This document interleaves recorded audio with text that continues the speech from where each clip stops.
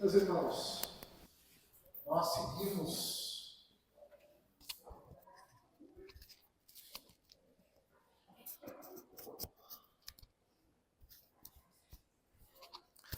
seguimos a nossa série de estudos bíblicos. A ideia que nós trouxemos para a igreja foi num período de um ano, a começar no mês de março, até o final do ano, em dezembro, nós abordarmos as principais doutrinas bíblicas, as principais doutrinas cristãs. Nós já trabalhamos a doutrina das Escrituras, nós já trabalhamos a doutrina de Deus, e hoje nós vamos abordar a cristologia bíblica. E antes de nós entrarmos no tema propriamente dito, eu preciso fazer aqui uma breve observação de que, evidentemente, nós temos um pouco mais de uma hora para tratar o tema aqui.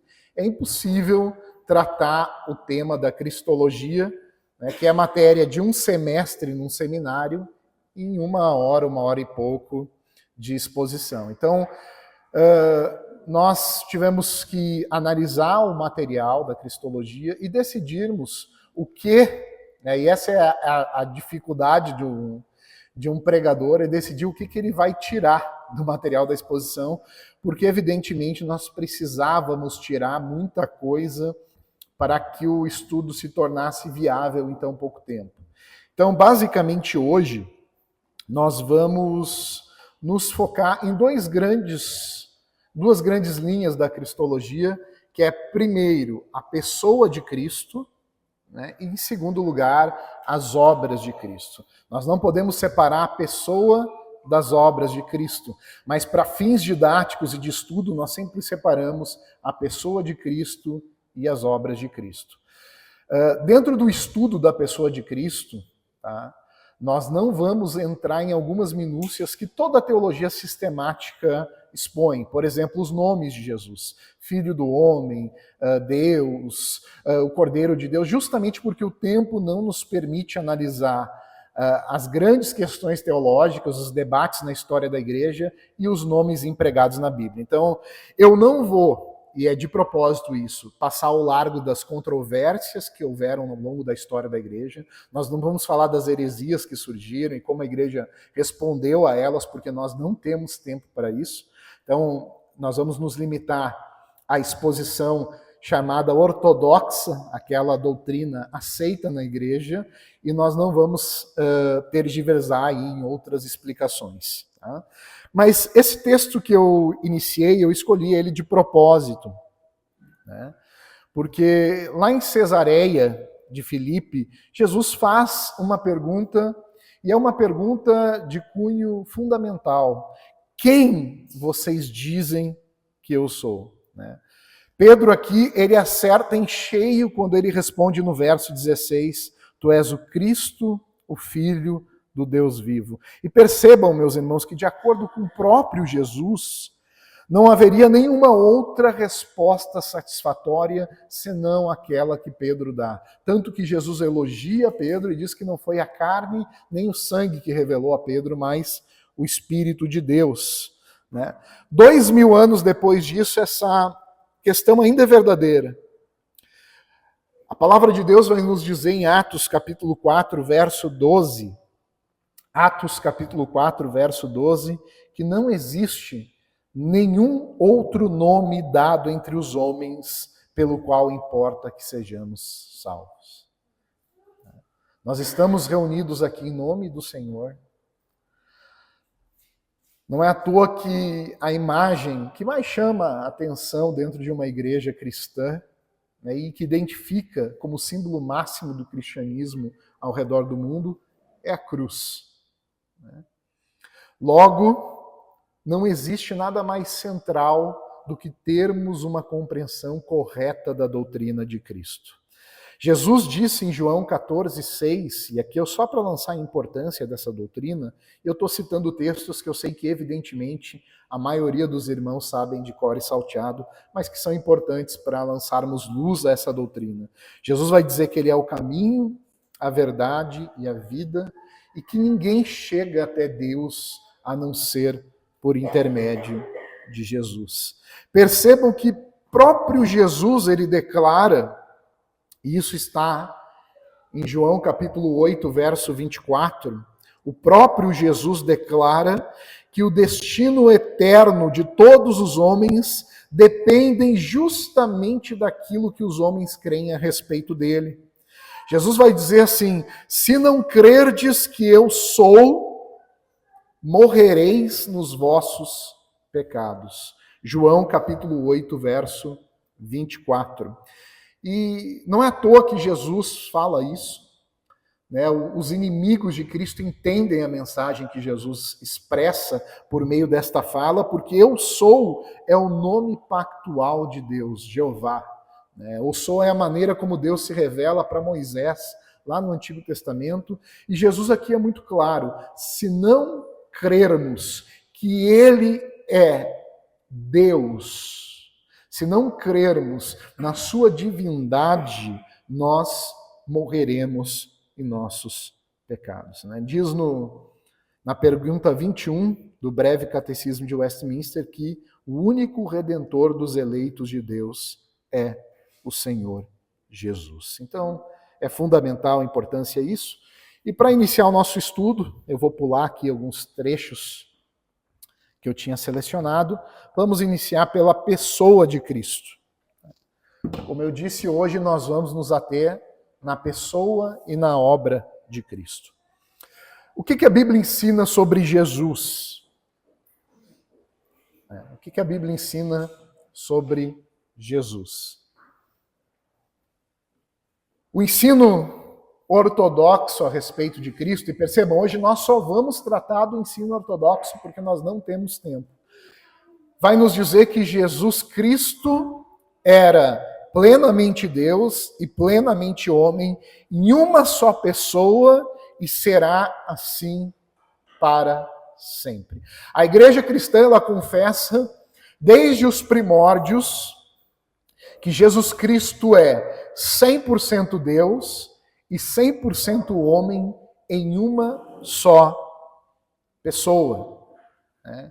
Então, percebam que ao longo da história da igreja, houveram muitas heresias nesse sentido. Alguns enfatizavam a humanidade de Cristo, deixando de lado a sua divindade. Outras linhas enfatizavam a divindade de Cristo, deixando de lado a humanidade. E houve também, dentro da história da igreja, uma heresia que dizia que Jesus Cristo era uma espécie de híbrido. Ele tinha um pouco de Deus e um pouco de homem, mas não era nem 100% Deus e nem 100% homem. Mas não é nada disso que a Bíblia nos ensina. A igreja cristã, ao longo da história, confessa que Jesus é plenamente Deus e plenamente homem, em uma só pessoa, ou seja, em Cristo a união dessas naturezas, e ele será assim para sempre. A partir do momento em que Cristo vem a este mundo, a partir do momento em que ele nasce da Virgem Maria, ele assume a forma humana e a natureza humana para toda a eternidade. Percebam que quando Jesus ressuscita dentre os mortos, ele chega a comer refeição com os discípulos, ele chega a dizer para os discípulos tocarem nele, principalmente Tomé: toca aqui, sente a marca dos cravos nas minhas mãos. Ele ascende aos céus em forma humana, isso na presença dos discípulos. Então, Jesus Cristo, ele se identifica para sempre com a humanidade, de modo que ele é 100% Deus e 100% homem. Eu quero ler aqui, não vai estar no slide, o Concílio de Calcedônia, ele vai definir, ele tem sido usado como um padrão de ortodoxia cristã, ele vai definir Jesus dessa maneira. Eu vou ler aqui, é grande a definição, eu vou tentar ler bem devagar, para que vocês consigam prestar atenção. Diz assim: Jesus Cristo é verdadeiro Deus e verdadeiro homem, com alma racional e corpo, consubstancial ao Pai segundo a divindade e consubstancial a nós segundo a humanidade.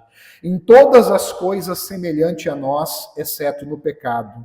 Gerado segundo a divindade antes dos séculos pelo Pai, e segundo a humanidade para nós e para a nossa salvação, gerado da Virgem Maria, Mãe de Deus, um só e mesmo Cristo, Filho, Senhor, unigênito, que se deve confessar em duas naturezas, inconfundíveis e imutáveis, inseparáveis e indivisíveis. A distinção das naturezas de modo algum é anulada pela união, mas, pelo contrário, as propriedades de cada natureza permanecem intactas, concorrendo para formar uma só pessoa e uma substância, não dividida ou separada em duas pessoas, mas um só e mesmo Filho unigênito, Deus, Verbo, Jesus Cristo, Senhor.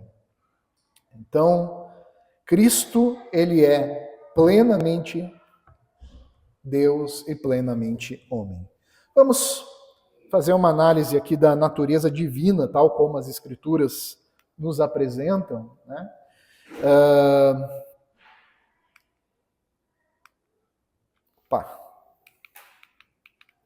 Natureza divina de Cristo.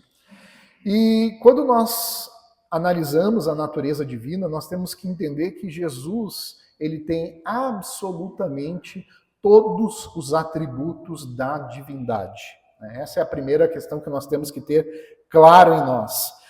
Primeira questão que eu quero ressaltar aqui, a pré-existência de Jesus. João, capítulo 1, verso 1, todos conhecem esse texto? No princípio era o Verbo, e o Verbo estava com Deus, e o Verbo era Deus. Como Jesus é Deus, e Deus não pode ser criado, Jesus também, como Deus, ele é incriado.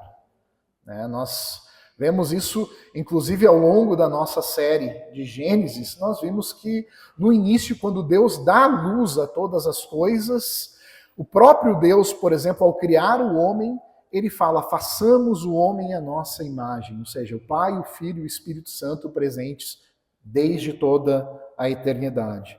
João capítulo 3, verso 13, vai falar justamente disso. Jesus vai dizer assim, ora, ninguém subiu ao céu, senão aquele que de lá desceu, a saber, o Filho do homem que está no céu. Ou seja, Jesus está dizendo que antes dele descer, antes da sua encarnação, ele já estava no céu com Deus. Ou seja, ele já pré-existia antes da sua encarnação. Então, atributos divinos dele. Em João capítulo 3, verso 31, vai dizer que aquele Cristo que vem de cima é sobre todos. Percebam, em João capítulo 1, verso 15 e verso 30, João Batista, que é o precursor de Jesus, ele vai dizer assim, que Jesus já existia antes dele. Todos nós sabemos pelo relato bíblico que João Batista era, segundo a carne, mais velho que Jesus.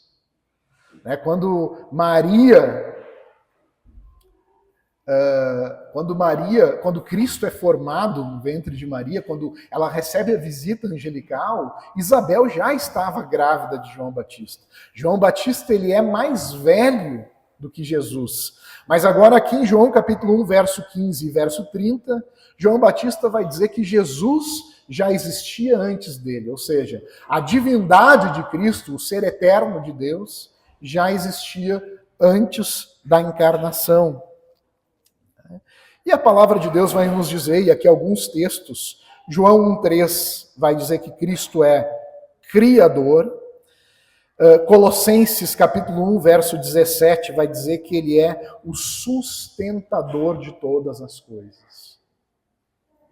Então ele cria, ele dá existência a tudo que existe, ele sustenta todas as coisas pela palavra do seu poder. Ele, embora tenha nascido após João Batista, o próprio João Batista confessa que ele existia como Deus antes de João Batista.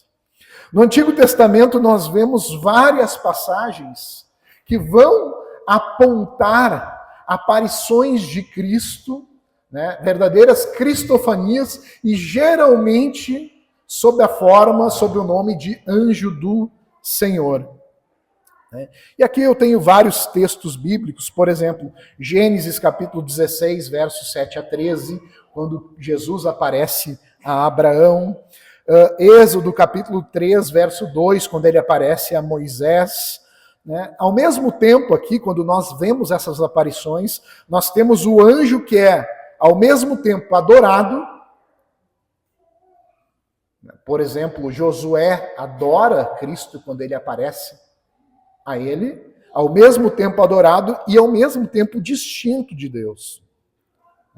Como vai nos mostrar Gênesis 48, 15, Êxodo 23, 20, dentre tantos outros textos. O que nós temos aqui já desde o Antigo Testamento é uma cristofania, ou seja, uma manifestação pré-encarnada do Senhor Jesus.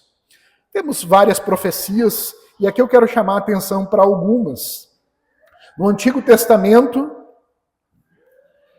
nós temos, por exemplo, o Salmo de número 2, que revela a natureza divina do Messias, ao ensinar que o Filho entronizado é igual ao Pai.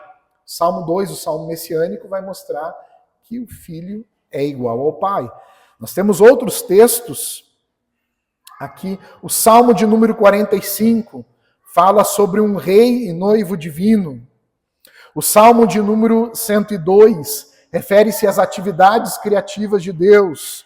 O Salmo de número 110 nos ensina sobre um sacerdote que é rei e Senhor. Ou seja, meus irmãos, a natureza divina de Jesus é revelada em vários textos bíblicos e de várias formas, em toda a Bíblia Sagrada. No Novo Testamento, nós temos atributos de Deus que são atribuídos à pessoa de Jesus.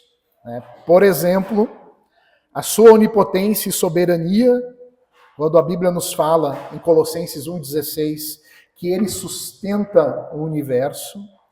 Nós vemos Jesus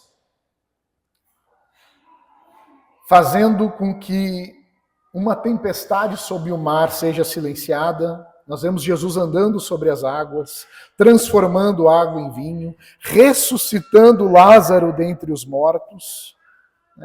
Fora, como eu já disse, as vezes em que o próprio Jesus, e ele faz isso 7 vezes no Evangelho de João, usa o nome pactual de Deus, eu sou, para falar de si mesmo. Eu sou o caminho, a verdade e a vida, eu sou o pão da vida. Antes que Abraão existisse, eu sou. Ou seja, Jesus vai se apresentar como Deus.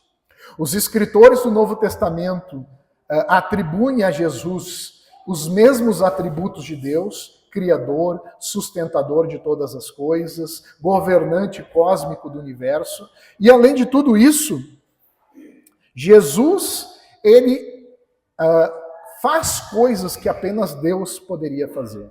Ele multiplica pães e peixes, ele caminha sobre o mar, ele dá vida aos mortos.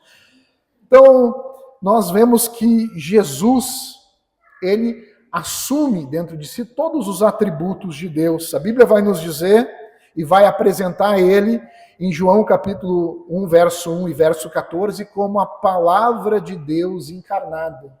Jesus, o Verbo divino, a palavra de Deus encarnada. Em João capítulo 10, verso 30, vai dizer que ele é um em essência com o Pai. Inclusive ele mesmo chega a dizer: quem vê a mim, vê o Pai. A Bíblia vai nos apresentar que ele é digno da mesma honra que o Pai, em João capítulo 5, verso 23. Vai nos conclamar a confiar nele, assim como nós devemos crer e confiar no Pai. Então, todos os atributos da divindade, eles estão presentes em Jesus Cristo. Mas a Bíblia nos apresenta que Jesus não é apenas Deus.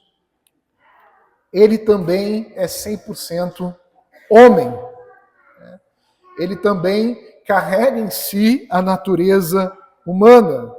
E como homem, ele nasce, como homem, ele é concebido, pelo poder do Espírito Santo no ventre da Virgem Maria, nasce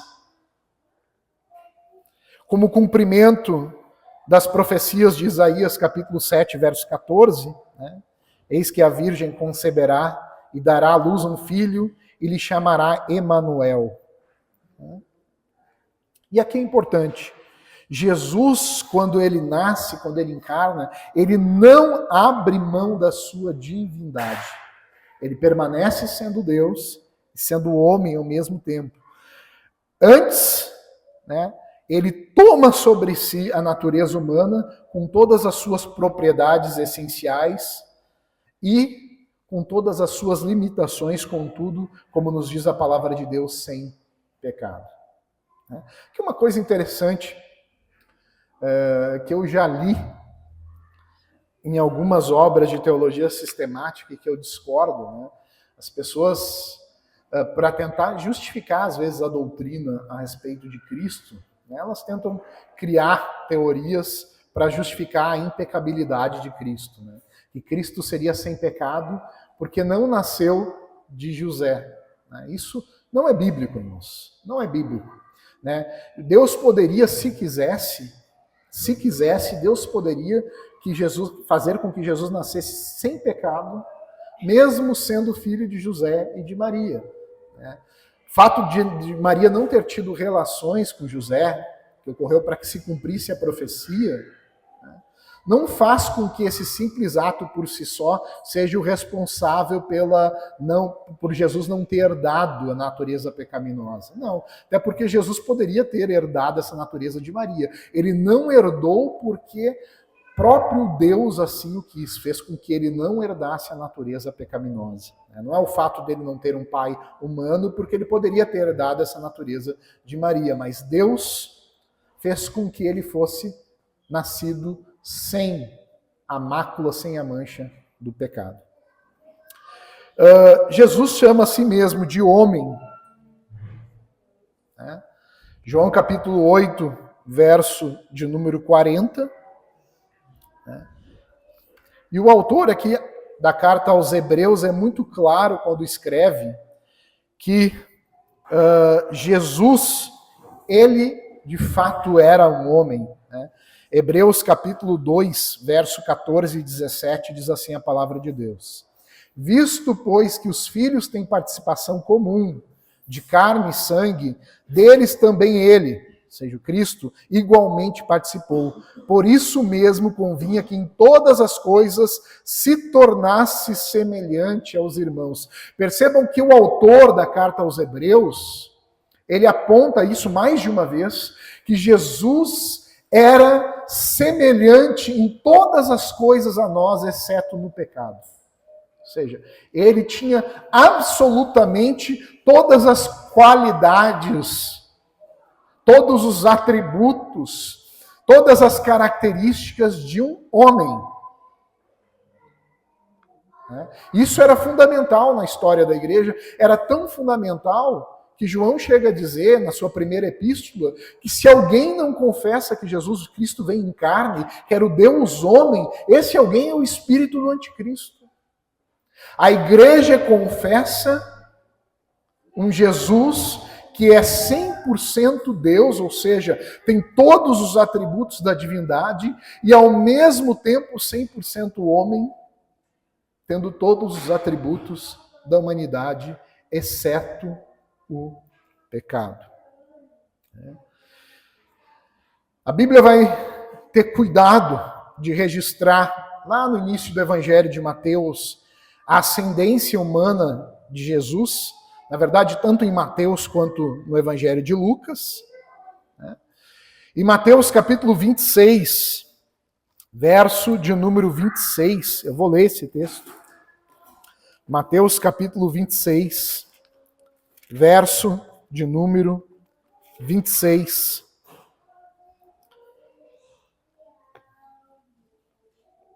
E também verso de número 38. Percebam, diz assim a palavra do Senhor. Enquanto comiam, tomou Jesus um pão e abençoando-o partiu e o deu aos discípulos, dizendo, tomai e comei, isto é o meu corpo. verso de número 38. Então lhes disse: a minha alma está profundamente triste até a morte. Ficai aqui e vigiai comigo. Aqui nós aprendemos que Jesus, de fato, ele tinha uma alma humana.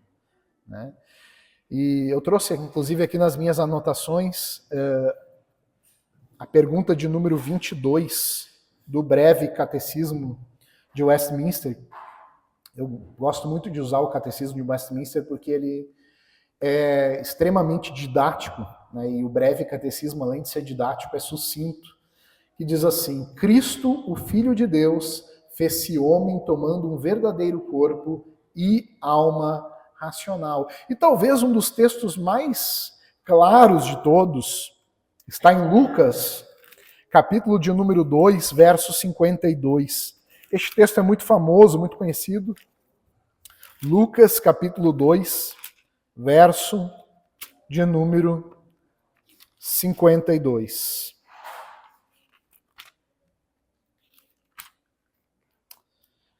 Diz assim a palavra de Deus: E crescia Jesus em sabedoria, estatura e graça diante de Deus e dos homens. Jesus,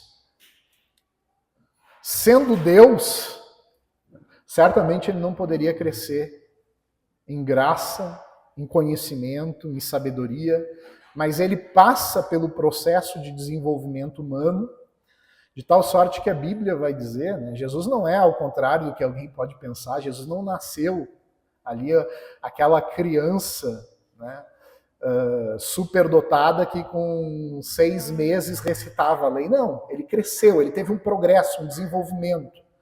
Ele ostentava as características da humanidade ao mesmo tempo em que ostentava as características da divindade, de maneira que a Bíblia diz que ele crescia tanto em estatura, conhecimento e graça diante de Deus como diante dos homens. A Bíblia vai mostrar que Jesus tinha necessidades tais como de comida, a exemplo aqui Mateus 4:2, de bebida, João capítulo 4, verso de número 7, de sono, Marcos capítulo 4, verso 38.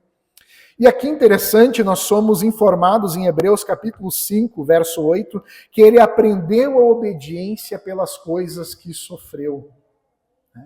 Ou seja, Jesus, ele passou por vários dos dilemas que são comuns à humanidade.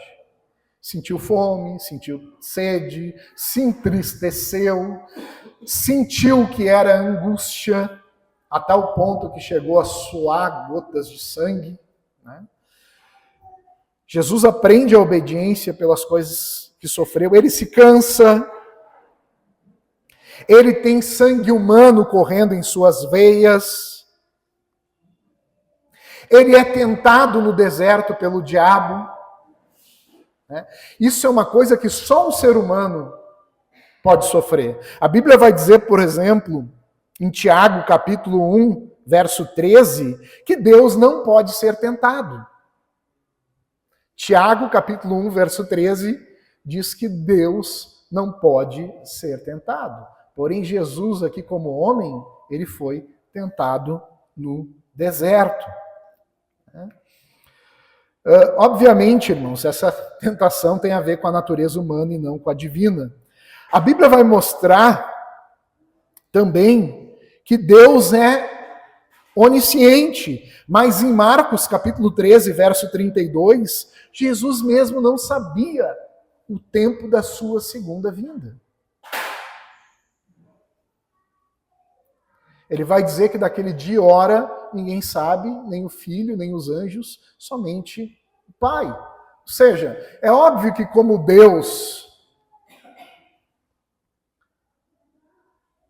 não precisa de absolutamente nenhum conhecimento. O conhecimento de Deus não aumenta com o passar do tempo. Deus simplesmente sabe todas as coisas e determina todas as coisas pela palavra do seu poder. Mas Jesus aqui no seu ministério, isso é muito claro, está descrito de forma muito clara, ele não sabia. E é interessante aqui, A Bíblia vai dizer que no livro de Gálatas, na carta aos Gálatas, capítulo 4, verso 4, que Jesus, como um ser humano, ele foi nascido ou sujeito à lei. Olha alguns detalhes que eu separei aqui que denotam a humanidade de Jesus. Detalhes, às vezes, até triviais, que nos passam despercebidos, né? A Bíblia vai dizer que Jesus cuspiu na terra e com a saliva fez lodo, chorou na morte de Lázaro, sangrou quando o soldado abriu o lado de Jesus com uma lança. E, finalmente, aquilo que é mais explícito e comum aos homens, a Bíblia não vai nos dizer que Jesus, de fato, morreu. Deus não morre, né? Como homem, ele experimentou a morte. E nós confessamos exatamente isso. Jesus, ele morreu.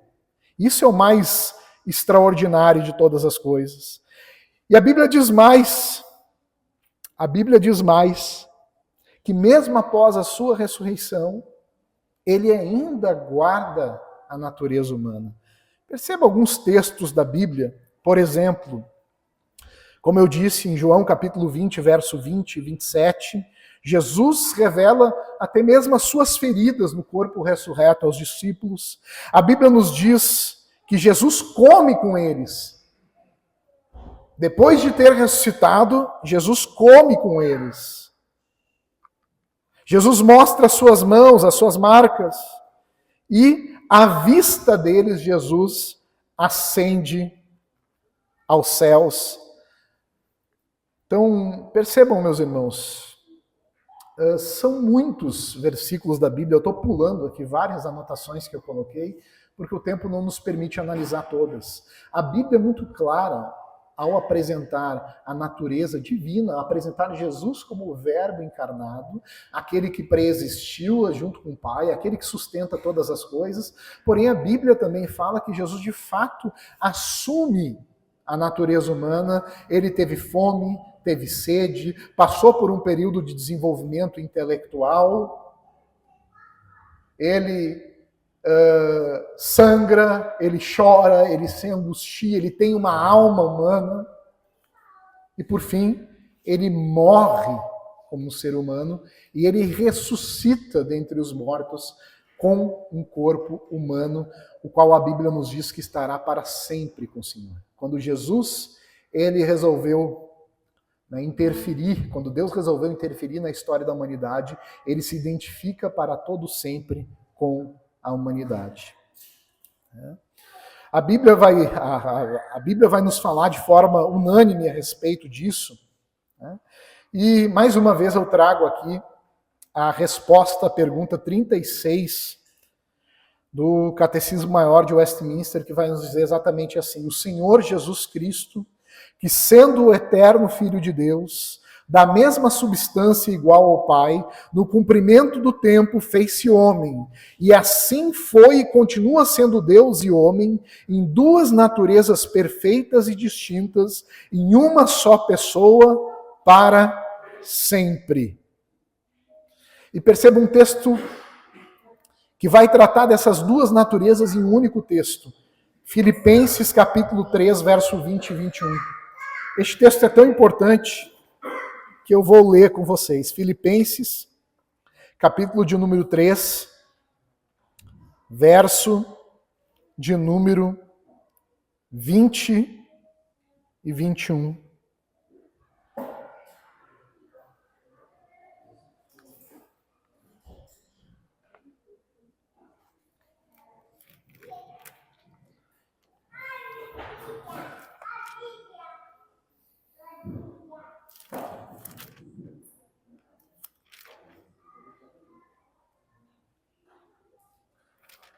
Diz assim a palavra de Deus. Filipenses, capítulo 3, verso de número 20 a 21. Pois a nossa pátria está nos céus, de onde também aguardamos o Salvador, o Senhor Jesus Cristo, o qual transformará o nosso corpo de humilhação para ser igual ao corpo da sua glória, segundo a eficácia do seu poder, que ele tem de subordinar a si mesmo todas as coisas. A Bíblia vai chegar a dizer que em Cristo habita corporalmente toda a plenitude da divindade. Jesus tem um corpo de glória, o nosso corpo vai ser semelhante ao corpo de Cristo, e a Bíblia chega a dizer que em Cristo habita corporalmente, ou seja, em um homem que é ao mesmo tempo Deus, habita toda a plenitude da divindade. Meus irmãos,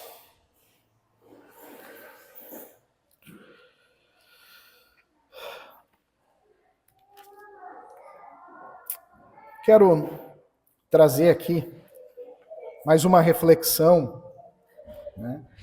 E essa reflexão é no sentido assim, logo que, já que Jesus é 100% homem e 100% Deus, né, como isso se aplica e como nós podemos entender isso de forma prática e qual é a relação da necessidade de nós confessarmos Cristo como homem e como Deus? Qual a importância disso para a nossa fé? E aqui eu trouxe mais uma vez, né, o Catecismo Maior de Westminster, que nos diz assim, eu acho sensacional essa reflexão: era necessário que o mediador fosse Deus, para poder sustentar a natureza humana e guardá-la de cair sob a ira infinita de Deus e o poder da morte, para dar valor e eficácia a seus sofrimentos, obediência e intercessão, e para satisfazer a justiça de Deus, conseguir o seu favor, adquirir um povo peculiar e dar a esse povo o seu espírito, vencer todos os seus inimigos e conduzi-los à salvação eterna.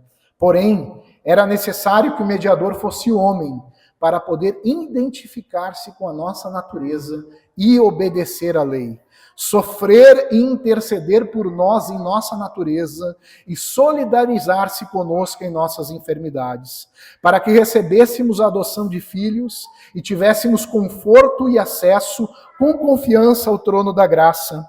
Era necessário que o mediador que havia de reconciliar o homem com Deus fosse Deus e homem, e isso em uma só pessoa, para que as obras próprias de cada natureza fossem aceitas por Deus a nosso favor e que confiássemos nela como obras da pessoa inteira de Deus.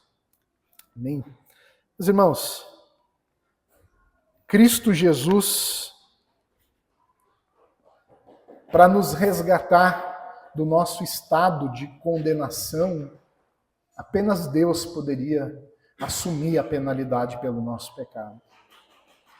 Porém, ele precisava se identificar conosco, passar por aquilo que nós, como seres humanos, passamos. Porque uma coisa que poucas vezes nós enfatizamos na igreja, nós falamos que a salvação pelo sangue de Cristo, pela obra de Cristo na cruz, mas a salvação, ela é fruto da vida, da morte, da ressurreição e da ascensão de Cristo. Não é apenas a morte de Jesus. Jesus precisava viver uma vida perfeita e sem pecado. Para ser o nosso substituto, ele precisava ser em tudo obediente. Então a vida de Cristo, ela é essencial para a nossa salvação. Ele precisava obedecer aquilo que nós não conseguimos obedecer. Para então morrer como nosso substituto, ressuscitar ao terceiro dia, ascender aos céus e assentar-se à direita de Deus Pai Todo-Poderoso. O que aconteceu na cruz foi uma troca. O que aconteceu foi justamente a troca mais bendita de todas. Jesus viveu a vida que nós jamais poderíamos viver, para que nós recebêssemos aquilo que nós jamais merecíamos receber. Houve uma troca. Ele se fez pecado para que nós pudéssemos ser feitos justiça de Deus. É isso que vai dizer em 2 Coríntios capítulo 5, verso 21, que aquele que não conheceu o pecado, Deus fez dele pecado por nós, para que nele nós fôssemos feitos justiça de Deus.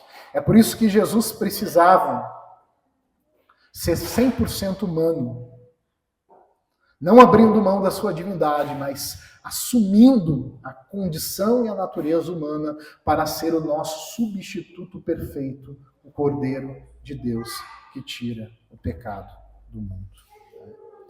Porque ele é humano, porque ele assumiu a nossa natureza, o sacrifício dele pôde ser substitutivo, pôde nos substituir, de maneira que agora, como vai nos apresentar o apóstolo Paulo em Romanos 5, a humanidade ela é dividida em dois grandes cabeças federais, Adão e Cristo.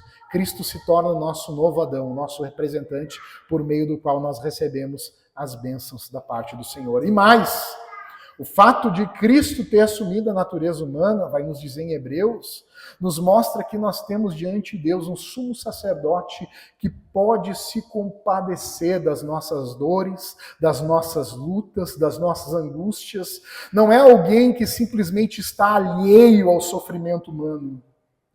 Jesus mesmo sofreu, Jesus mesmo foi abandonado, Jesus mesmo sofreu a angústia na sua própria carne, e é por isso que ele é capaz de nos socorrer quando nós passamos por tentações, por dificuldades e por situações de aperto. Meus irmãos, eu vou fazer um pequeno intervalo agora. Nós falamos brevemente sobre a pessoa de Cristo, a divindade e a humanidade de Jesus. Eu vou pular esse trecho da comunicação dos atributos, eu não vou trabalhar isso hoje, e depois do intervalo, rapidamente, nós vamos tratar da obra de Cristo, dos ofícios de rei, sacerdote, profeta e da expiação. Tá? Vamos fazer um intervalo e depois continuamos. Vamos dar continuidade aqui ao estudo. Eu peço aos irmãos que se assentem para nós continuarmos. Nós falamos um pouco sobre a pessoa de Jesus, né, e apresentamos Jesus como 100% homem e 100% Deus, numa só pessoa. E agora, antes de nós entrarmos nas obras de Cristo, propriamente dito, nós vamos falar rapidamente sobre os estados de Jesus. Normalmente nós costumamos abordar em 2 estados. Normalmente nós trabalhamos com 2 estados. O primeiro é o que nós chamamos de estado de humilhação, e o segundo é o que nós chamamos de estado de exaltação. Tá, mas o que significa isso? Vou dar uma definição para cada um. O estado de humilhação consiste em nascer, e isso numa condição humilde, sujeito à lei, e sofrer as misérias desta vida, a ira de Deus e a amaldiçoada morte na cruz, em ser sepultado e permanecer sob o poder da morte durante certo tempo. Então, normalmente, quando nós estudamos os estados de Jesus, nós acabamos separando nessas 2 grandes blocos, o estado de humilhação e o estado de exaltação. O estado de humilhação está justamente na encarnação, no nascimento, no fato de Jesus, sendo Deus, se sujeitar a tudo isso que nós falamos. Fome, sede, sangrar, as limitações que são características da humanidade. E, por fim, a humilhação de Jesus atinge o seu ápice na crucificação e na morte. Mas também falamos do estado de exaltação de Cristo, que consiste em ele ressurgir dos mortos ao 3º dia, subir ao céu e estar sentado à direita de Deus Pai e em vir para julgar o mundo no último dia. O estado de humilhação, como nós falamos, ele começa na encarnação. Jesus, ele nasce, como diz a Bíblia em Romanos capítulo 8, verso 3, em semelhança de carne pecaminosa. Ele se torna um servo sob a lei. Isso é o que Paulo vai dizer em Gálatas capítulo 4, verso 4. Ele cumpre a lei, ele sofre, ele experimenta os assaltos de Satanás, ele experimenta o ódio dos seus próximos, experimenta os sofrimentos ordinários da humanidade, cansou, sentiu fome, teve sede, foi abandonado. A Bíblia chega a dizer em Isaías, capítulo 53, verso 3, que Jesus era um homem de dores, um homem que sabia o que era padecer. E certamente essa humilhação ela atinge o seu máximo na cruz do Calvário, quando a Bíblia nos diz que ele se torna pecado, sofre a maldição da lei no nosso lugar. Percebam, irmãos, não sei se vocês já pararam para refletir sobre isso. Quando nós cruzamos as narrativas bíblicas, não sei vocês, mas é espantoso nós olharmos, e isso só o cristianismo tem, nenhuma outra religião apresenta. O Deus criador e sustentador de todas as coisas, o Verbo divino. A Bíblia vai dizer na carta aos Filipenses que ele, subsistindo de forma de Deus, não usou por usurpação ser igual a Deus, mas se esvaziou. Esse é o estado de humilhação, se esvaziou, assumindo a forma humana e sendo obediente até a morte e morte de cruz. Isso, para mim, é algo que causa espanto, admiração, pensar que o Rei do Universo se despe da sua glória e nasce como um bebê indefeso e cresce e é rejeitado e é obediente e é morto com a morte mais vil e mais terrível que existia na época, designada por os piores malfeitores, que é a crucificação. Nisso consiste a humilhação de Jesus. Mais uma vez eu vou fazer uso do Catecismo Maior de Westminster, que vai dizer assim: Cristo humilhou-se na sua morte porque, tendo sido traído por Judas, abandonado por seus discípulos, escarnecido e rejeitado pelo mundo, condenado por Pôncio Pilatos e atormentado por seus perseguidores, tendo também lutado com os terrores da morte e os poderes das trevas, sentindo e suportando o peso da ira de Deus. Não podemos nos esquecer que Jesus se tornou maldito na cruz. Quando ele clama, Deus meu, por que me desamparaste? É porque naquele momento, Cristo, o Filho bendito, suporta a ira de Deus em nosso lugar. Paulo vai dizer na carta aos Gálatas que ele se fez maldição para que a bênção de Abraão pudesse chegar a nós que cremos em Cristo. Então, ele suporta o peso da ira de Deus e dá a sua vida em oferta pelo pecado, sofrendo a penosa, vergonhosa e maldita morte de cruz. O estágio final desse estado de humilhação foi o sepultamento. O sofrimento foi completo na cruz. Porém, Cristo ainda tinha que completar o conjunto morte e sepultamento de acordo com as profecias do Antigo Testamento. A humilhação de Cristo depois da sua morte, e ele continuou nesse estado de humilhação, consistiu em ele ser sepultado, em continuar no estado dos mortos e sob o poder da morte até o terceiro dia, o que, aliás, tem se exprimido nestas palavras: ele desceu ao inferno, ao Hades. Então, Cristo, ele, de fato, ele passa por um processo, e esse processo é descrito na carta aos Filipenses, de humilhação. O ato de esvaziar-se não é que Jesus abandona a sua divindade. Não, ele nunca abandona. Está mais no sentido de que ele assume a nossa humanidade. Ao assumir a nossa humanidade, ele, sendo Deus, se esvazia. Porém, nós costumamos também salientar a exaltação de Cristo. E no que consiste a exaltação de Cristo? A exaltação de Cristo consiste no fato da sua ressurreição, ou seja, o seu corpo não viu a corrupção da morte, e tendo o mesmo corpo em que sofrera, com as suas propriedades essenciais, realmente unido à sua alma, ele ressurge dentre os mortos ao terceiro dia.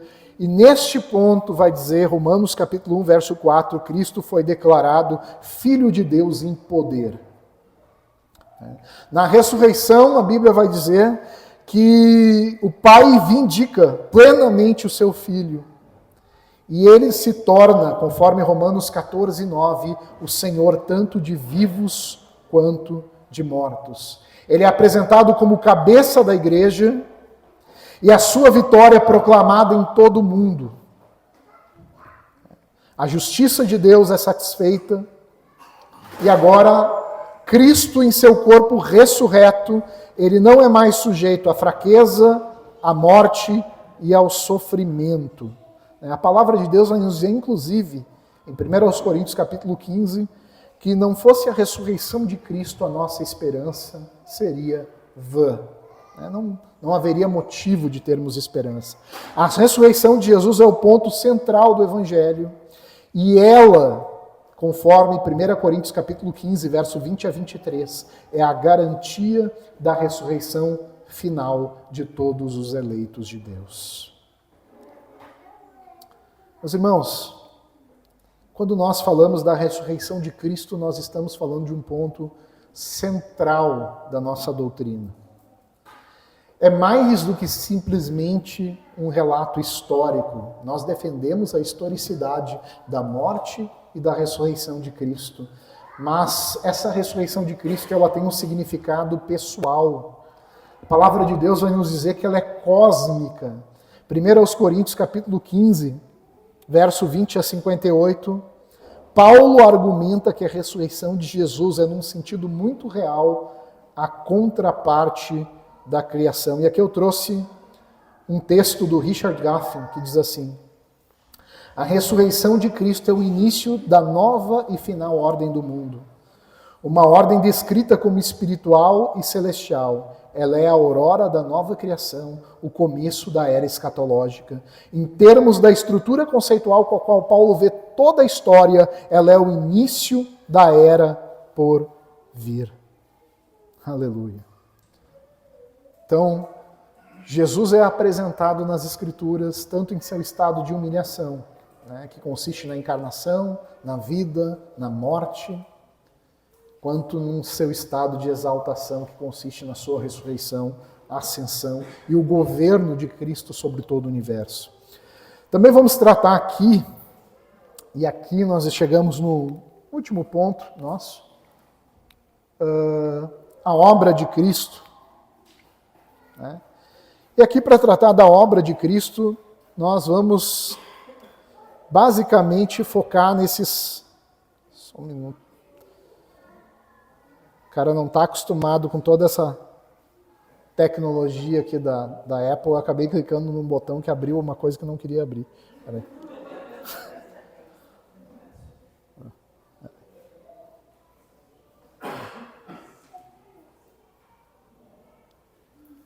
Augusto, me dá uma ajuda aqui. Abri um lado aqui que eu não sei nem... Não sei o que eu fiz aqui. Imediatamente eu fui para as notas de rodapé do que eu tinha escrito. Tá, peraí, só. Tá. Bom, melhorou. Bom, quais são os 3 ofícios de Cristo? Nós sabemos que no Antigo Testamento, a unção, ela caracterizava 3 ofícios. O ofício de rei, sacerdote e de profeta. Jesus, ele reúne esses 3 ofícios, e é justamente nisso que nós estudamos. Eu vou ler aqui um trecho de Robert Raymond, que ele vai dizer assim: como fiador dos eleitos no plano eterno da salvação e no cumprimento das promessas pactuais, E como mediador do pacto da graça, o único redentor dos eleitos, o Senhor Jesus Cristo, realizou a obra salvadora em favor deles, em seu triplo ofício. Primeiro, ofício de profeta. Depois, o ofício de sacerdote e ofício de rei. Em que sentido Jesus assume o ofício de profeta? Esse eu acho que é um ponto que talvez seja aquilo que alguns de vocês ainda não tinham ouvido. Em que sentido Jesus ele é profeta? Os profetas, meus irmãos, no Antigo Testamento, eles tinham como função principal tanto predizer, tanto anunciar algo que estava para acontecer, como anunciar a palavra de Deus. E no Antigo Testamento havia uma profecia de que haveria de vir um profeta que seria a revelação suprema e final de Deus ao homem. Está em Deuteronômio, capítulo de número 18, verso de número 15. Deuteronômio, capítulo de número 18, verso de número 15. Moisés profetiza a respeito de Jesus. Nos diz assim a palavra de Deus: o Senhor teu Deus te suscitará um profeta do meio de ti, de teus irmãos, semelhante a mim, a ele ouvirás. Então, a palavra de Deus vai nos mostrar que havia um prenúncio de um profeta que seria a palavra suprema e final. Isso foi cumprido plenamente em Cristo, como nos diz a palavra de Deus em Atos, capítulo 3, verso 22 em diante. Atos, no capítulo 3, verso de número 22 em diante. Diz assim a palavra de Deus, Atos 3, 22. Nós estamos aqui, meus irmãos, nós estamos aqui no discurso que Pedro faz no templo. Veja o que Pedro diz. Disse, na verdade, Moisés: o Senhor vos suscitará dentre vossos irmãos um profeta semelhante a mim. A ele ouvireis em tudo quanto vos disser. Acontecerá que toda alma que não ouvir esse profeta será exterminada do meio do povo. E todos os profetas, a começar por Samuel, assim como todos quantos depois falaram, também anunciaram esses dias. Vós sois os filhos dos profetas e da aliança que Deus estabeleceu com vossos pais, dizendo a Abraão: na tua descendência serão abençoadas todas as nações da terra. Tendo Deus ressuscitado o seu servo, enviou-o primeiramente a vós outros para vos abençoar, no sentido de que cada um se aparte das suas perversidades. Então Pedro, no seu discurso, Pedro é claro em dizer que Jesus é o cumprimento da profecia feita por Moisés. Jesus é o profeta que deveria vir ao mundo. E não apenas Jesus é o portador da palavra de Deus, como também Jesus anuncia eventos futuros. E nós vemos isso, por exemplo, em Mateus 24, 25, no sermão profético. Então Jesus ele cumpre plenamente a função de profeta, nos trazendo a palavra de Deus, nos ensinando a palavra de Deus e também trazendo e predizendo eventos de natureza futura. Mas Jesus também assume a função de sacerdote. E talvez essa seja a função mais conhecida no meio da igreja. A palavra de Deus nos fala em Marcos, capítulo 10, verso 45, que o Filho do Homem veio dar a sua vida em resgate de muitos. Ele veio buscar e salvar o que se havia perdido. E essa é a função sacerdotal de Cristo. O profeta é aquele que fala as palavras de Deus para o povo. O sacerdote é aquele que intercede diante de Deus em favor do povo. Jesus, ele tanto proclama as palavras de Deus, como ele é aquele que sofre, ele é ao mesmo tempo sacrifício sacerdote. Ele é aquele que sofre e intercede em favor do seu povo. Então a Bíblia nos apresenta Jesus como sacerdote, e isso está muito claro. Por exemplo, quando nós olhamos na carta aos Hebreus, vamos abrir a carta aos Hebreus, ler sobre essa função sacerdotal de Cristo.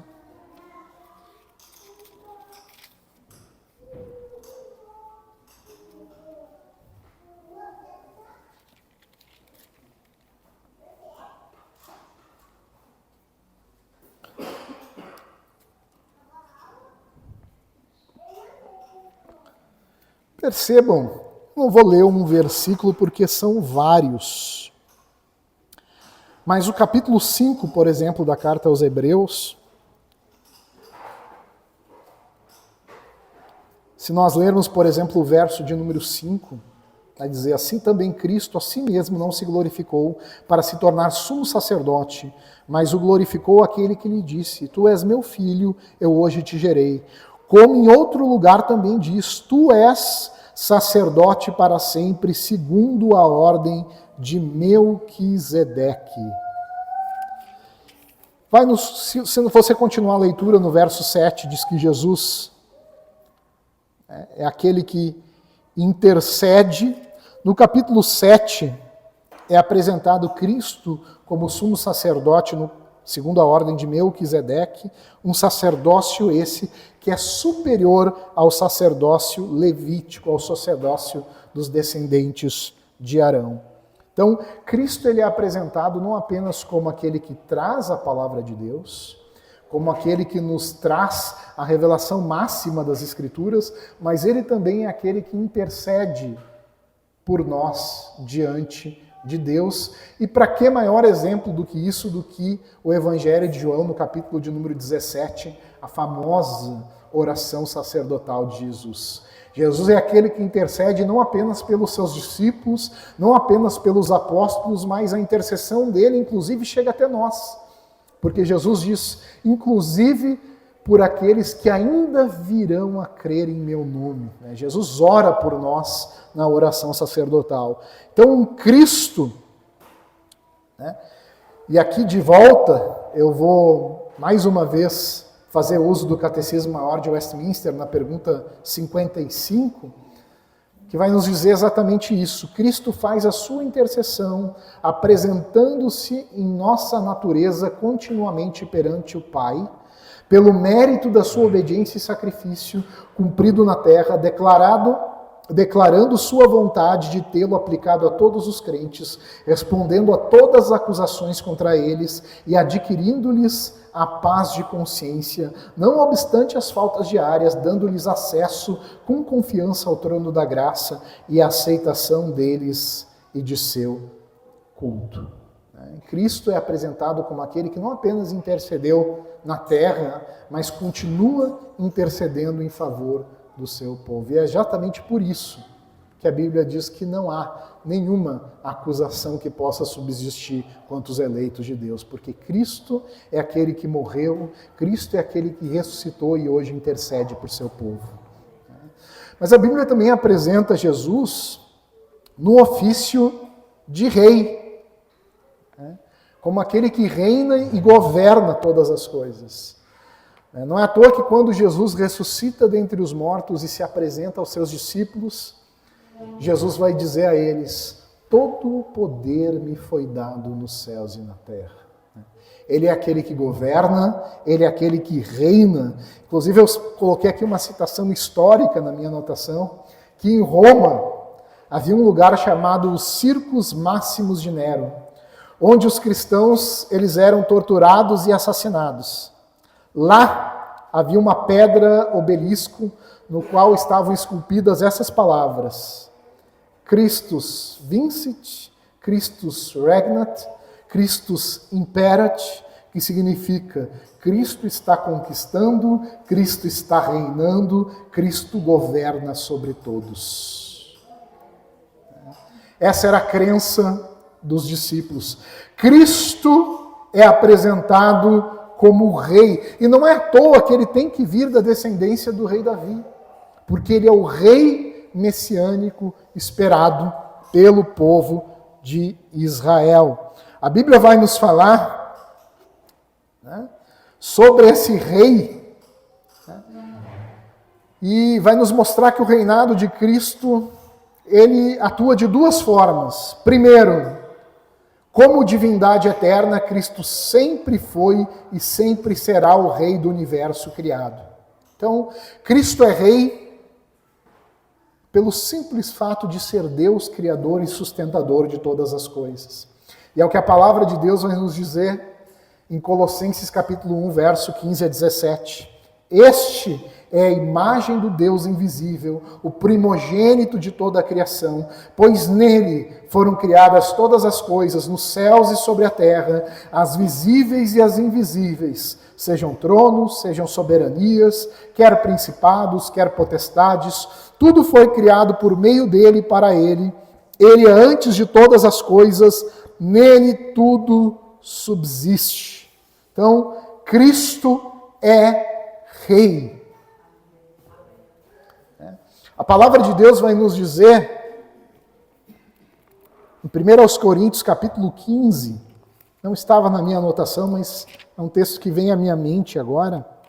1 Coríntios, capítulo de número 15, no texto que fala sobre a ressurreição.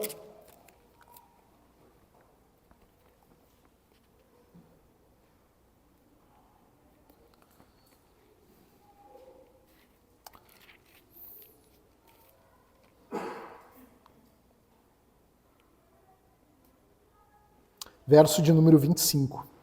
1 Coríntios, capítulo 15, verso de número 25. Esse é um dos textos mais maravilhosos das Escrituras. 1 Coríntios 15, verso 25 diz assim: porque convém que ele reine, até que haja posto todos os inimigos debaixo dos seus pés. O último inimigo a ser destruído é a morte, porque todas as coisas sujeitou debaixo dos seus pés. E quando diz que todas as coisas lhe são sujeitas, certamente exclui aquele que tudo lhe subordinou. Quando, porém, todas as coisas lhe estiverem sujeitas, então o próprio Filho também se sujeitará àquele que todas as coisas lhe sujeitou, para que Deus seja tudo em todos.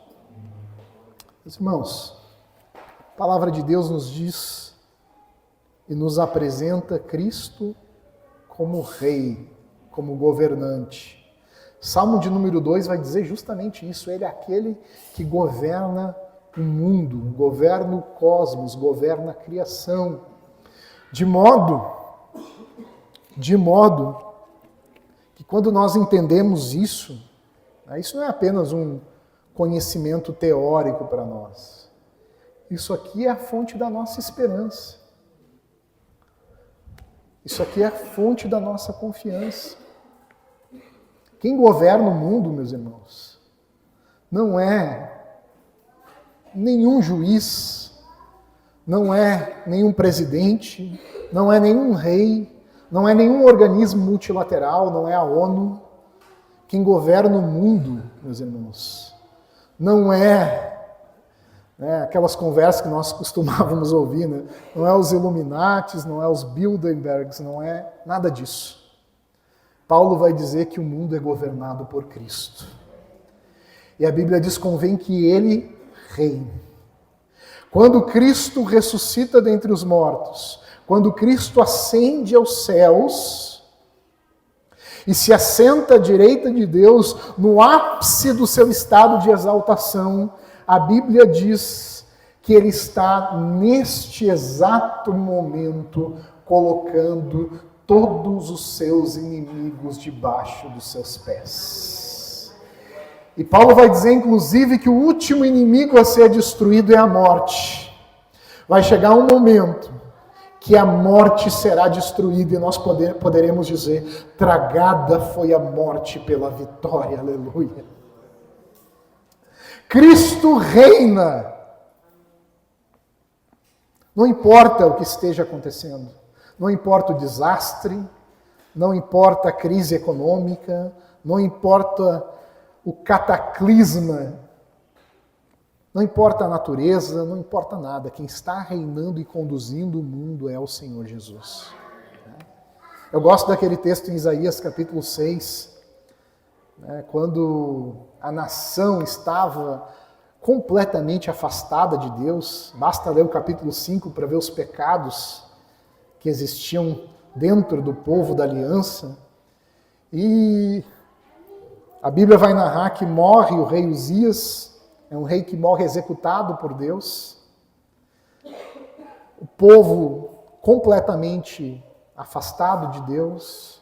E a Bíblia nos diz que quando Isaías vai ao templo, ele olha e tem uma visão do Senhor assentado num alto e sublime trono. Alguém poderia achar que as coisas simplesmente estavam acontecendo. Tem uma música esses dias que eu ouvi, não me lembro onde, uma música secular que diz mais ou menos assim: o acaso irá me proteger quando eu andar despercebido. Uma coisa nesse sentido, eu não me recordo agora. Nós cristãos, nós não acreditamos em acaso. Quem governa e controla e dirige todas as coisas é o nosso Deus. A Bíblia vai falar, desde o Antigo Testamento, que o Messias, o Cristo, ele teria uma função de monarca, de mediador, de redentor. Eu não vou conseguir trabalhar esses textos, mas eu vou citá-los aqui. Salmo de número 2, Isaías capítulo 2, verso 2 a 4, Isaías capítulo 65, verso 17 a 25, Daniel capítulo 2, 31, Miqueias capítulo 4, verso 1 a 8. Esse reinado é um reinado é um reinado que Cristo não apenas governa, mas ele também é o rei que redime. Colossenses capítulo 1, verso 18 a 20, vai nos dizer exatamente isso. Que ele, Cristo, é o cabeça do corpo da igreja. Ele é o princípio, o primogênito de entre os mortos, para em todas as coisas ter a primazia, porque aprouve a Deus que nele residisse toda a plenitude e que, havendo feito a paz pelo seu sangue na cruz, por meio dele reconciliasse consigo todas as coisas, quer sobre a terra, quer sobre os céus. Meus irmãos, Cristo reina. Eu não vou conseguir, eu gostaria de trabalhar mais esse tópico, porque é um dos meus tópicos preferidos. Cristo reina, o seu reinado é ao mesmo tempo espiritual, que é algo que não compreendiam os discípulos na época em que Cristo esteve na terra, mas também é um reino futuro. Nós vivemos na tensão entre o já e o ainda não, que os teólogos costumam dizer. Nós já somos filhos da ressurreição, mas ainda não foi revelado aquilo que nós havemos de ser. E Cristo é apresentado como um rei que não apenas reina sobre os seus. Cristo não reina apenas sobre aqueles que o amam. O Salmo de número 2 é categórico em dizer que Cristo reina sobre o universo. Os príncipes e os governantes deste mundo são conclamados a beijar o Filho para que ele não se irrite. Cristo, de acordo com o Salmo 110, verso 2, reina no meio dos seus inimigos. É por isso que Jesus vai dizer que toda autoridade foi dada a ele. E é por isso que Paulo vai dizer, em Filipenses 2, 9 a 11, que diante do Senhor Jesus, todo joelho se dobrará e toda língua confessará que Jesus Cristo é o Senhor, para a glória de Deus Pai. Hoje nós chamamos as pessoas a confessar Jesus como Rei, como Senhor, como Salvador. E as pessoas ouvem esse chamado do Evangelho e muitas vezes resistem, mas a Bíblia vai dizer que haverá um tempo em que o rei se manifestará com toda a sua autoridade e poder, em que não haverá outro diante dele, mas todos, grandes e pequenos, terão que confessar que Jesus Cristo é o Senhor, para a glória de Deus Pai. Aleluia. Eu vou ter que pular aqui boa parte das minhas anotações e ir direto aqui para o final, a expiação, e aqui nós acabamos as obras de Cristo. Quando nós falamos sobre expiação, nós estamos no núcleo da obra sacerdotal de Jesus. E nós confessamos, como cristãos ortodoxos, o que a gente chama de visão de satisfação da expiação. Isso significa que Jesus, ao morrer em nosso lugar, ele satisfez as justas demandas da lei de Deus, nos substituindo e levando sobre si a maldição e a ira que nós merecíamos, para que nós pudéssemos receber a bem-aventurada esperança de sermos feitos filhos de Deus. E aqui eu quero citar apenas 10 características, e eu não vou adentrar muito sobre isso. 10 características da expiação, se você quiser anotar, fique à vontade. A primeira é que a expiação era absolutamente necessária.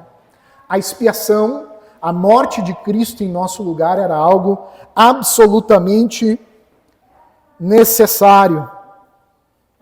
Vejam o que nos diz a palavra de Deus, em Marcos capítulo 8, verso 31. A Bíblia diz que Jesus começou a ensinar aos seus discípulos que era necessário que o Filho do Homem sofresse muitas coisas, fosse morto e que depois de 3 dias ressuscitasse. A expressão que o próprio Jesus diz é que a sua morte era uma morte necessária. Sem essa morte, sem sermos substituídos por Cristo, não haveria esperança para nós. Uma das coisas que me incomoda, sempre me incomodou na igreja, vou abrir um pouco meu coração aqui, desde que eu era relativamente novo convertido, era o ato quando alguém na igreja ia apresentar uma criança, fazer a oração, que apesar de não ser bíblico, é um bom costume. Jesus não foi apresentado da mesma forma que nós apresentamos. Jesus foi apresentado para cumprir a lei, que dizia que todo primogênito macho deveria ser consagrado ao Senhor. Então só era apresentado no templo homem e se fosse primogênito. Então era para cumprir um rito da lei. Mas é um bom costume. Mas o que me incomoda não é a apresentação. O que me incomodava sempre é quando alguém pegava a criança e dizia assim, vamos orar, porque ela é sem pecado. Nossa, isso me dava uma agonia quando eu estava na igreja. Sem pecado? Não! 1000 vezes não! A Bíblia nos diz que nós nascemos no pecado. O ser humano não passa a ser pecador depois que ele comete o primeiro ato pecaminoso. Ele comete o ato pecaminoso porque ele nasceu pecador. É o contrário. Ali está um filho de Adão, um pecadorzinho. Dizer que essa criança é sem pecado é uma contradição com o ensino bíblico. Essa criança, assim como qualquer outra pessoa, se não fosse a morte de Cristo, estaria condenada ao inferno, ainda que morresse com 10 minutos de vida.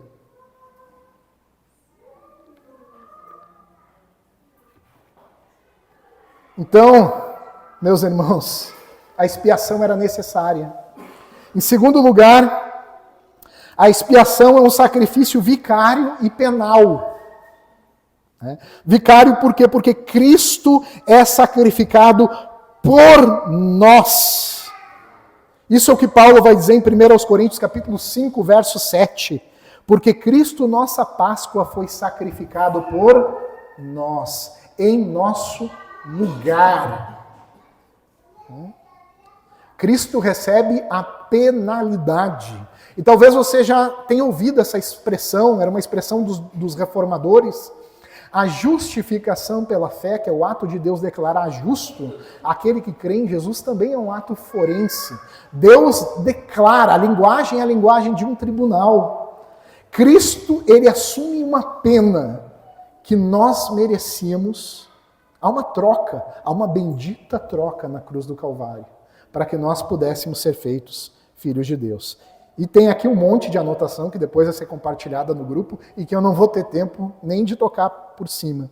Em terceiro lugar, a expiação é um sacrifício feito de uma vez por todas.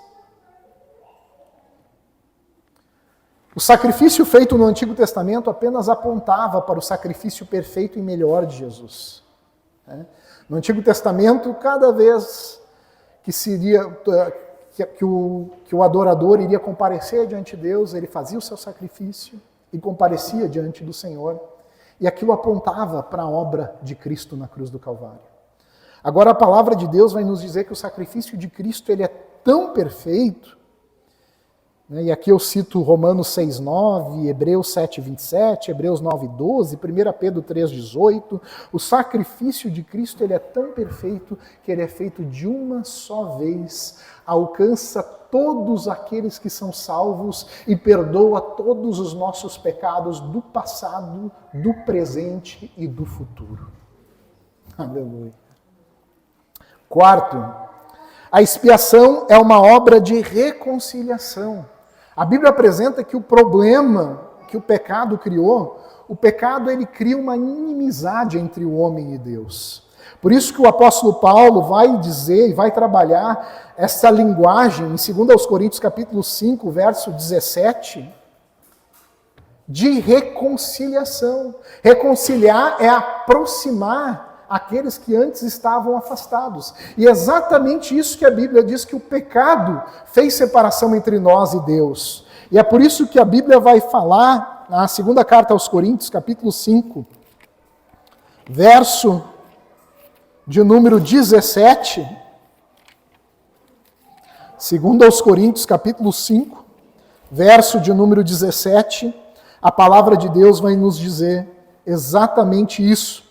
No verso 18, ora, tudo provém de Deus, que nos reconciliou consigo mesmo por meio de Cristo e nos deu o ministério da reconciliação. Percebam o verso 19, a saber, Deus estava em Cristo reconciliando consigo o mundo, não imputando aos homens as suas transgressões, e nos confiou a palavra da reconciliação. Ou seja, o sacrifício de Cristo, ele é penal, ele é substitutivo, ele é de uma vez por todas, ele é perfeito e ele também é um sacrifício que nos reconcilia com Deus. Mas a expiação, e esse é a quinta característica, é uma obra da redenção.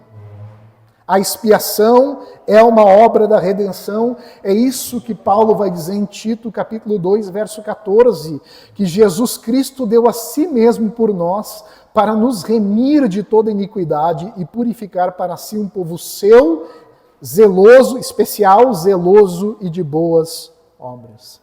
Em sexto lugar, eu vou rápido porque eu vi que o tempo já estourou. Em sexto lugar, a expiação tem seu ponto de partida no livre amor de Deus em Cristo. O próprio Jesus, durante seu ministério terreno, ele foi muito claro ao dizer que ele dava a sua vida espontaneamente. É um ato voluntário, é um ato de livre graça. João capítulo 3, verso 16, diz que Deus amou o mundo de tal maneira que deu o seu Filho unigênito. Não havia nada, nenhuma compulsão em Deus que obrigasse ele a agir dessa forma. Ele agiu por pura graça, ele agiu movido por seu amor, ele agiu por sua livre e soberana graça. Sétimo eu já tratei também, um ato livre e voluntário. Oitavo, a expiação foi um sacrifício propiciatório. Propiciação significa o sacrifício que desvia a ira. Logo, falar em propiciação significa falar em ira de Deus. Eu sei que esse não é um tema muito afeito à pós-modernidade, né? Nós queremos um Deus que dê um tapinha nas nossas costas e aprove tudo aquilo que nós fazemos, mas não é isso que a Bíblia nos apresenta, né? Não é à toa que todos os reformadores, em especial Lutero, dizia que a lei deve sempre acompanhar a pregação do Evangelho. Eles devem ser apresentados no seu conjunto. E não é à toa que o apóstolo Paulo, ao escrever a carta mais sistemática de todas, que inclusive será objeto das nossas exposições no Botânico em breve, a carta aos Romanos, Paulo, ele, antes de apresentar a oferta do Evangelho da Graça, logo após dar o tema da epístola, no capítulo 1, verso 17 da carta aos Romanos, ele inicia sua pregação dizendo: porque a ira de Deus se revela do céu contra toda impiedade e injustiça dos homens que detêm a verdade pela injustiça. Percebam que ele inicia a sua exposição com a ira de Deus. A Bíblia nos apresenta um Deus que vai julgar o pecado do mundo, que julga já hoje. Existem julgamentos temporais e que dará cabo ao mal do mundo. Deus não é indiferente em relação ao pecado. Deus não é indiferente em relação ao pecado. O pecado, ele é sempre punido. Ou o pecador será punido por Deus, ou Cristo foi punido no lugar do pecador. O pecado é sempre punido. Ou o pecador vai receber a punição eterna, ou o Filho de Deus recebeu. Se você está em Cristo, o teu pecado, ele foi punido no Filho de Deus. Agora, se você não está em Cristo, você receberá a justa retribuição pelo seu pecado no dia do juízo final. É isso que a Bíblia nos apresenta. Porém, claro, Deus, ele continua disciplinando os seus filhos quando pecam. Nós não temos as consequências eternas do pecado, mas somos disciplinados por Deus quando pecamos. Então, a ira de Deus é um assunto que muitas vezes nós nos esquecemos. Existe um livro fenomenal, né? Eu não gosto de dar dica de livro quando o livro já está esgotado. Aliás, eu vendi uma série de livros esgotados naquela grupo de WhatsApp que eu criei. Esse eu não vou vender, tá? Já digo de antemão. Existe um livro fenomenal do R.C. Sproul chamado Salvo de Quê? Esse é o nome do livro, Salvo de Quê? Ele vai fazer análise do que significa de fato a salvação. E a premissa do livro é que nós somos salvos de Deus, por Deus e para Deus. Nós somos salvos da ira de Deus. O nosso problema não é com o diabo. No juízo final nós vamos prestar contas com Deus. Nós somos salvos de Deus.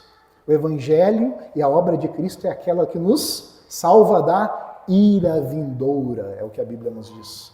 Nós somos salvos por Deus por causa da obra e da mediação de Jesus Cristo, e nós somos salvos para a glória do Deus Trino. Então nós somos salvos de Deus, por Deus e para Deus. Então, a propiciação pressupõe a ideia de ira. Em nono lugar, e eu vou acabar aqui no nono, nem vou entrar nas outras, a obra de Cristo na cruz é uma obra de destruição do reino do mal. Exatamente isso que a Bíblia vai nos dizer, que Cristo derrota Satanás. 1 João, capítulo 3, verso 8. A morte e o mundo. Cristo derrota Satanás, Cristo derrota a morte e Cristo derrota o mundo. Para isto se manifestou os Filhos de Deus, para destruir as obras do diabo. E por fim, meus irmãos, nem vou entrar aqui nos meus apontamentos, eu creio que eles vão ser compartilhados no grupo. Nós finalizamos com o exclusivismo cristão, e talvez seja aquilo que mais faça separação entre o cristão e o pensamento moderno hoje. A Bíblia Sagrada afirma, e a igreja afirma com a Bíblia, que não há outro caminho para Deus a não ser por meio de Jesus Cristo. Não há outro escape, não há outra salvação, não há outra esperança, de maneira que aqueles que não estão em Cristo sofrerão eternamente no inferno. É isso que a Bíblia nos diz.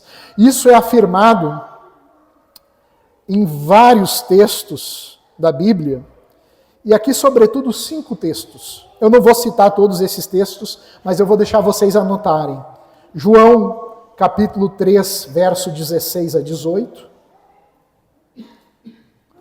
Pode acrescentar o verso 36 também no capítulo 3 de João. João, capítulo 14, verso 6, texto famoso, quando Jesus diz que é o caminho, a verdade e a vida, e absolutamente ninguém vai ao Pai a não ser por intermédio dele.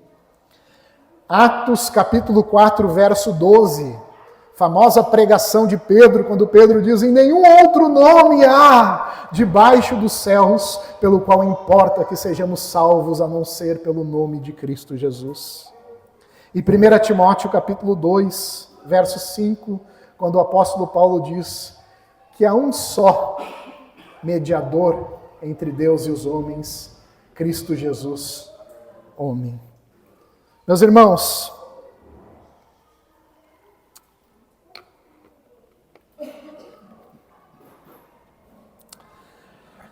eu encerro afirmando que o inclusivismo, essa ideia de que todos os caminhos levam a Deus, não é uma visão bíblica, é uma visão humanista e nega os ensinos da Bíblia. Eu diria mais, é uma visão anticristã.